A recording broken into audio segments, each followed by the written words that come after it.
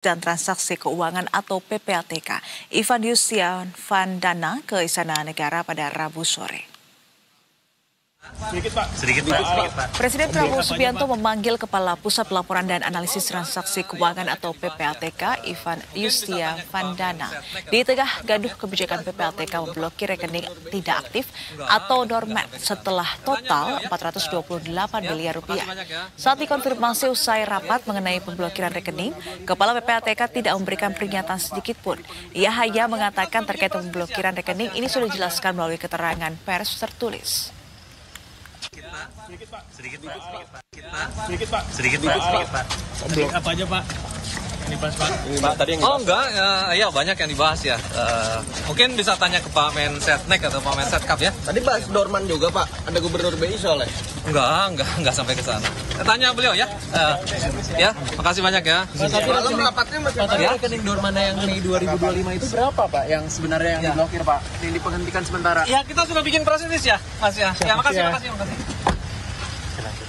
Pemirsa, Pusat Pelaporan dan Analisis Transaksi Keuangan atau PPATK memblokir 31 juta rekening nasabah yang tak digunakan bertransaksi atau dorman dengan nilai 6 triliun rupiah.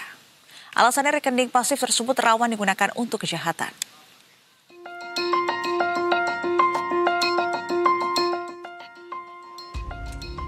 Pusat Pelaporan dan Analisis Transaksi Keuangan atau PPATK membukukan sementara rekening-rekening yang tidak memiliki riwayat transaksi dalam kurun waktu tertentu atau dormant.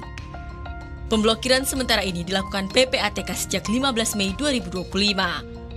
PPATK beralasan pemblokiran ini dilakukan karena banyak rekening dormant dimanfaatkan untuk kegiatan ilegal seperti praktik jual beli rekening hingga tindak pidana pencucian uang atau money laundering.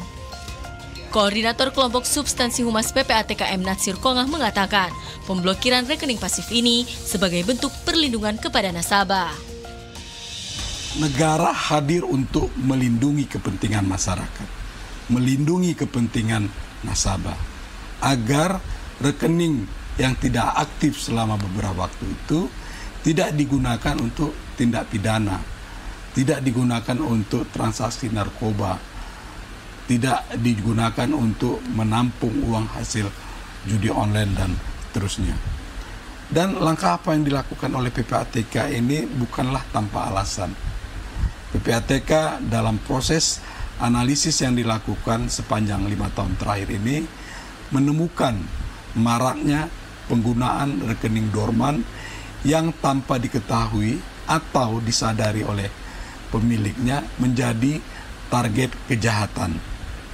Digunakan untuk menampung dana-dana hasil tindak pidana, jual beli rekening, penetasan, penggunaan nomini sebagai rekening penampungan, transaksi narkoba, korupsi, serta pidana lainnya.